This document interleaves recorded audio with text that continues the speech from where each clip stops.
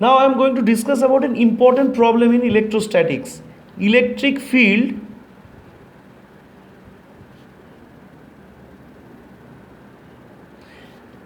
inside a cavity. Electric field inside a cavity of a uniformly charged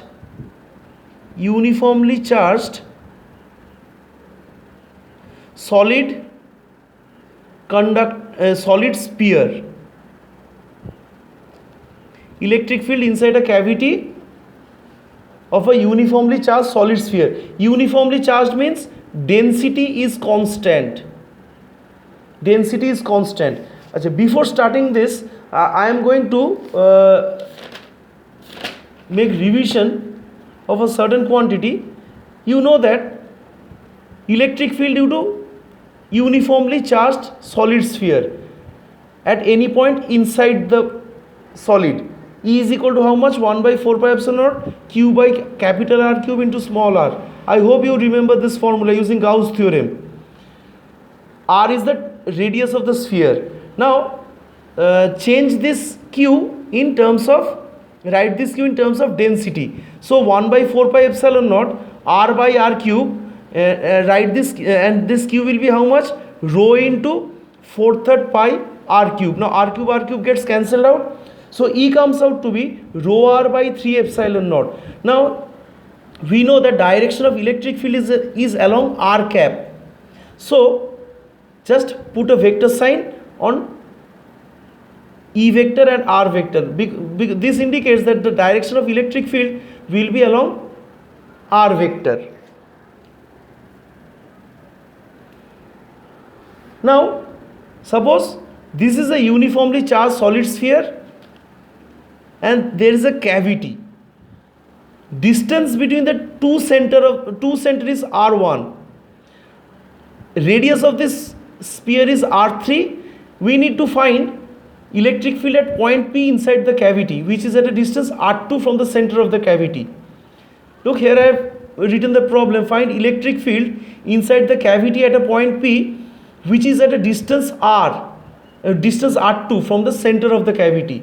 So this is the problem. Find electric field inside the cavity at point P, which is at a distance R2 from the center of the cavity. What is my main idea? My main idea is to find electric field at point P due to the whole sphere. Suppose all the charges were present. So electric field at point P due to the whole sphere minus electric field due to this sphere at this position. Because this position has been cut out. So we need to find electric field due to the whole sphere at point P minus electric field due to this sphere at point P. So I am going to use this result. E is equal to rho R by 3 epsilon naught. I have made a larger diagram. Look, this is the total sphere. Distance between the two centers is R1 vector. P point is located at a distance of R2 from this center of the cavity. Suppose this distance is called R vector. Now electrostatic potential at point P.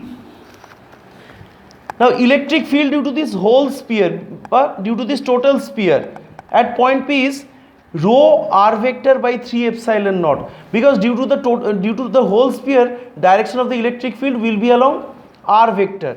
So rho R vector by 3 epsilon naught minus electric field due to this cavity at point P, that will be rho by 3 epsilon naught into R2 vector. This will, if I take rho by 3 epsilon naught common, then it will come out to be R minus R2.